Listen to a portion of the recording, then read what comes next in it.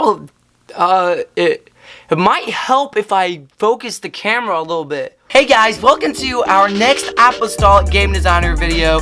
So in this video, we're just going a little bit darker than normal. So most of you guys are familiar with the fact that the video game industry often doesn't try to hide how dark some of its video games are. The video games are often filled with demonic symbolism, lots of spiritual content.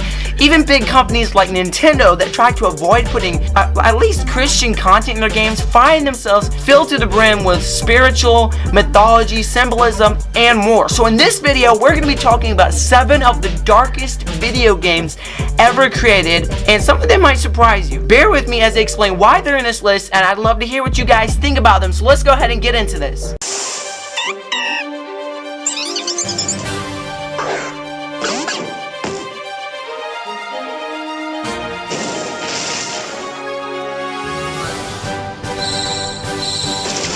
Number 7, Pokemon.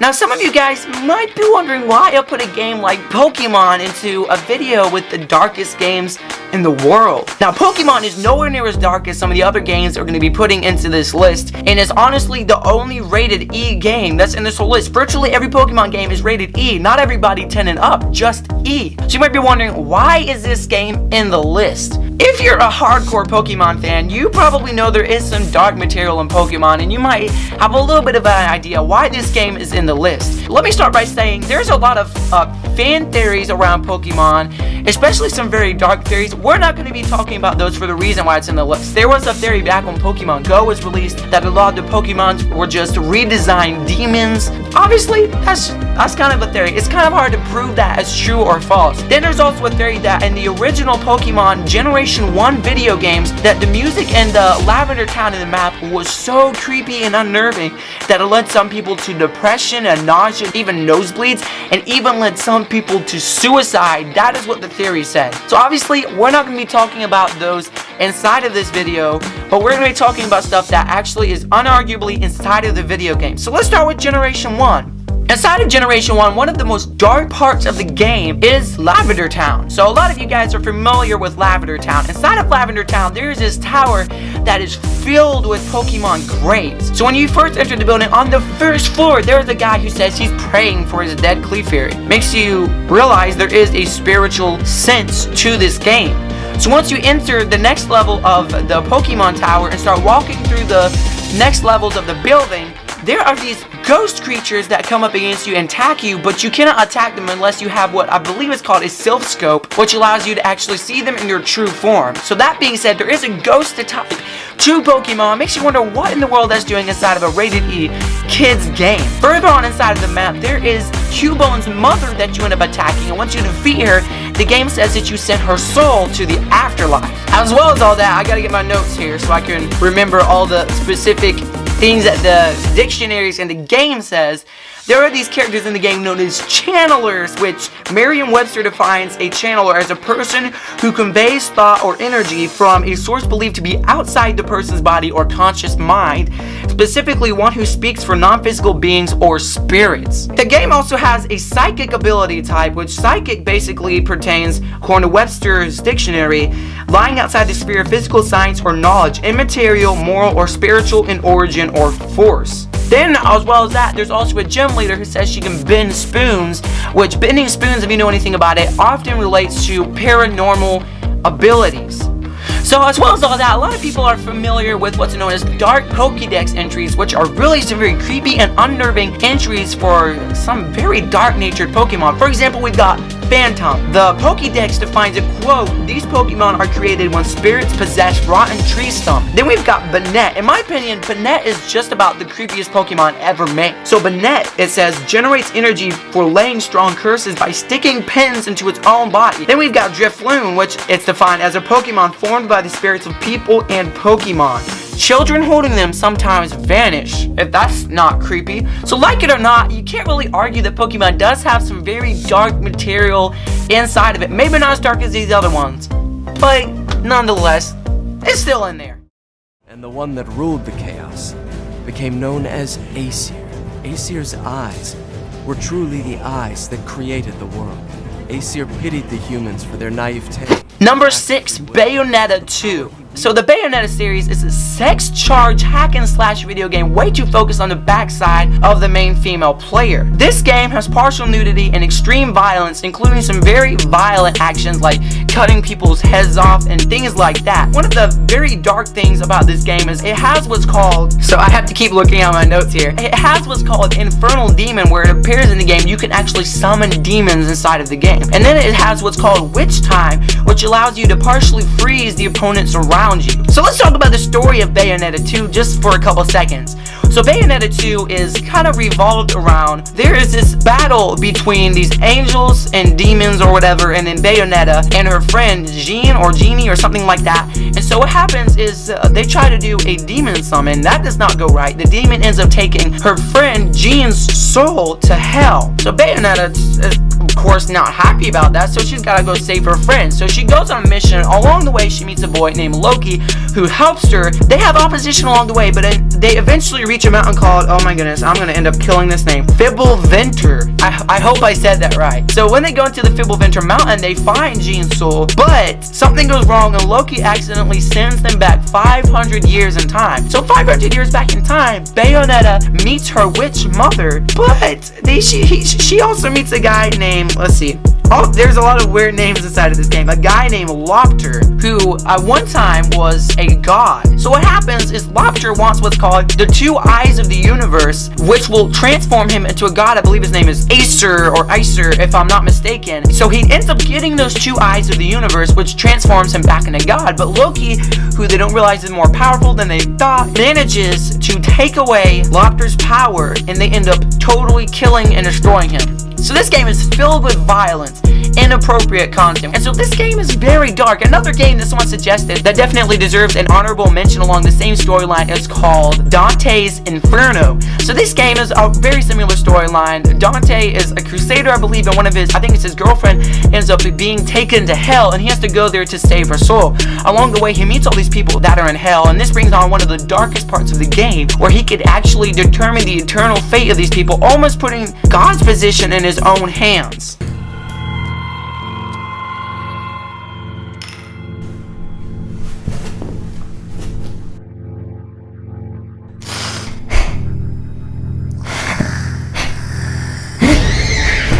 Number 5, Binding of Isaac.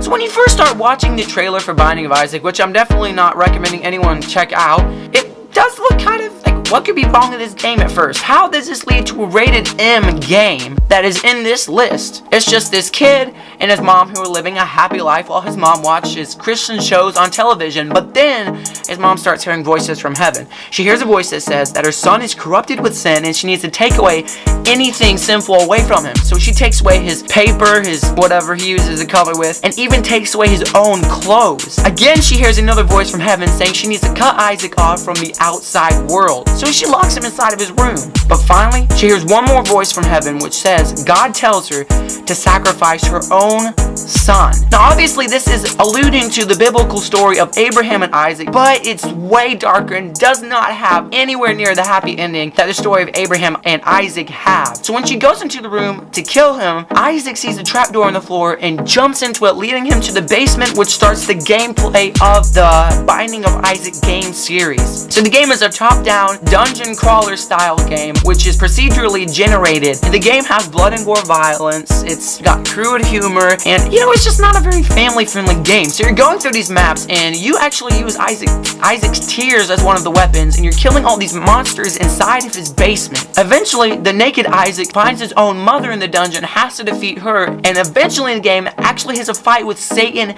himself. Now, let me explain that there are a lot of fan theories around this game that kind of say that possibly Isaac was just fantasizing the whole story of this game, that his mother was nowhere like what the game portrays her as. Or some theories say his mom was on drugs and wasn't actually hearing voices from heaven. Whatever the game is trying to say, we can all admit it's a very dark game, it's very disturbing, and definitely not one I'm recommending anybody should check out. In Boletaria, your enemies outnumber you.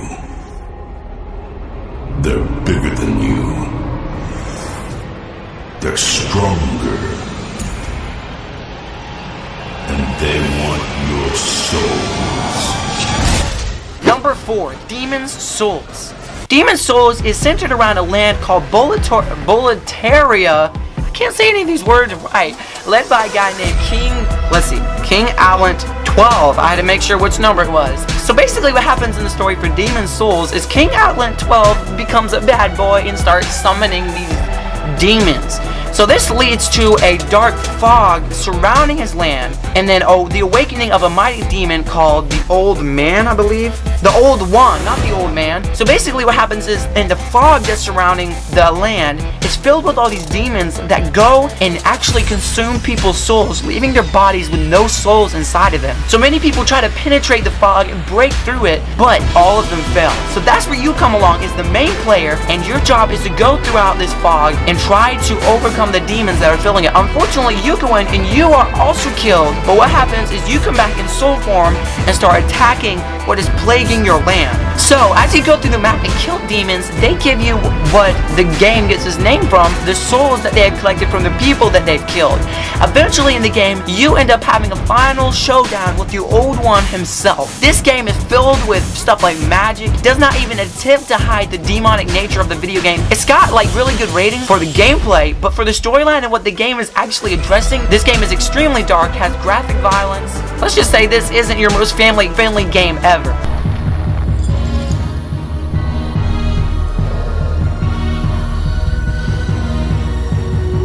Fight.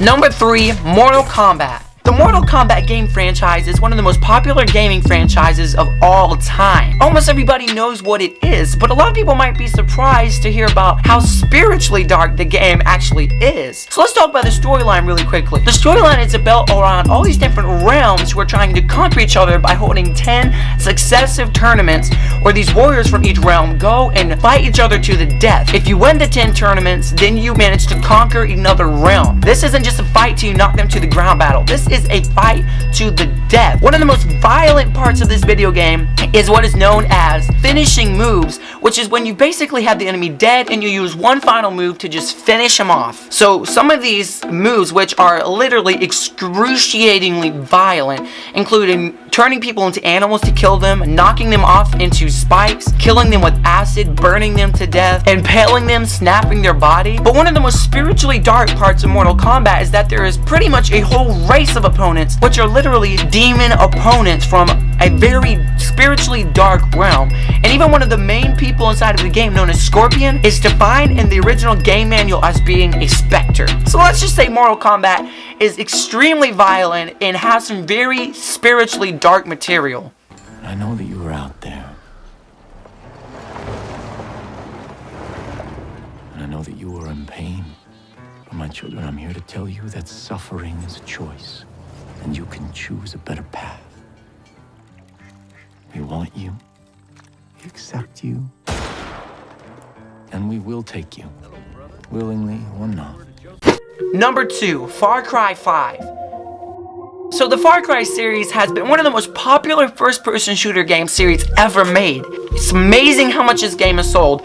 But I remember watching the trailer for the first time and being shocked with how dark this game is. So the story revolves around this religious cult led by a guy named Joseph Seed, who in the name of pretty much Christianity or Christianity cult has basically put his iron grip over a village, forcing everyone to convert to his form of cultish Christianity. And so inside of the game, he's doing forced baptisms. He's even killing some people or sending people who don't agree with what he believes to labor camps. So what happens, he's not letting anyone appeal to the outside world for help. He's basically shutting his community off from the real world. So you're a deputy in the game, and your job is to disrupt this cult, free this village, and to capture Joseph Seed. But that's where the game starts getting kind of messy. The game is extremely violent, has very mature content, language. So as you start fighting, things just start getting even more messy as the cult starts pulling out more and more methods of stopping you and of oppressing the community.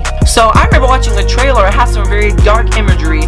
One imagery is this man laying on the ground dead, his heart impaled with a cross, showing what the cult has been doing. And then one thing that Joseph Seed says inside of the game, which leads me to kind of believe he thinks of himself as God to some extent. He says to the people, I am your father and you are my children. Although we can all admit that there are actual cults inside of the world and that you do need to disrupt them, this does not give you a balanced view of what Christianity is really like, and just honestly would leave people scratching their heads saying, is this really what some Christians are like? Instead, we let them in. Fused in an unholy union of flesh and metal. Number 1, Doom.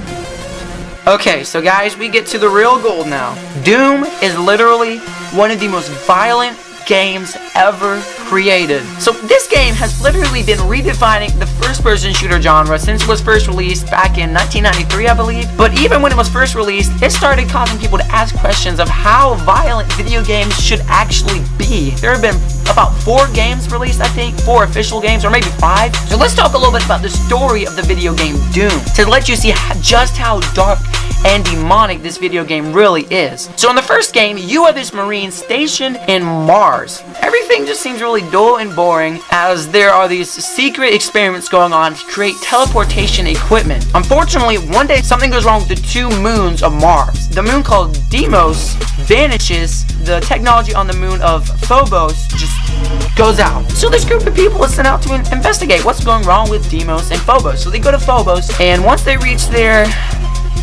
let's just say a group of demons has actually used the teleportation equipment on Phobos to teleport to that place. They end up possessing or absolutely slaughtering the whole group of people who are sent to investigate, except for one Marine, and that is you, as the player.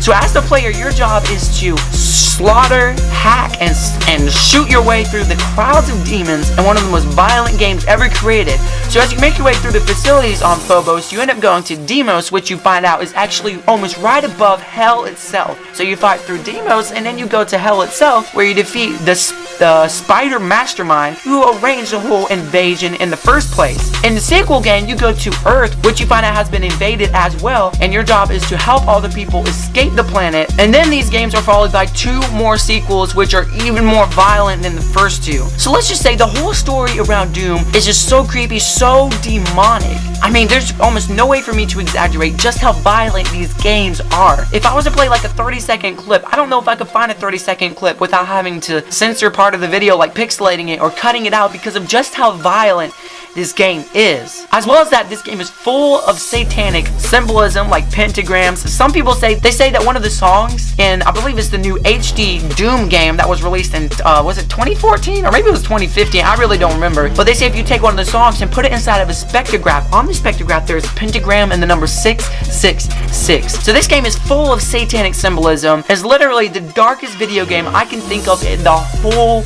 wide world. So there, guys, is my top 7 list of 7 of the most dark games ever created. It honestly just makes me wonder, how in the world does someone even imagine a game literally that dark?